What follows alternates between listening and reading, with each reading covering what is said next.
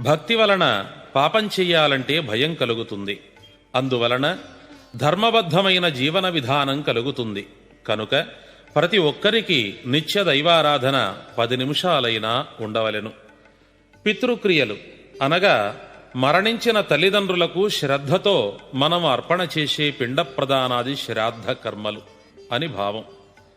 మనం మన తల్లిదండ్రులను ఏ విధంగా గౌరవించి పూజిస్తామో ఆ పద్ధతిని శ్రద్ధగా పరిశీలించి మన సంతానం కూడా అదే విధానంగా మనను చూస్తారు.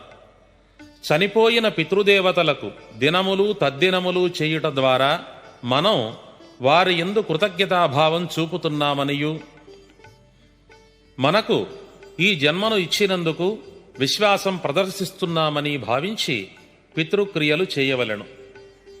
కాని ఈ కలియుగాన పాపాత్ములు ఈ పనులు చేయక విడిచిపుచ్చుతారని స్వామివారి కాలజ్ఞానవాక్యము. పుణ్యాత్ములు తప్పక ఆచరించెదరు.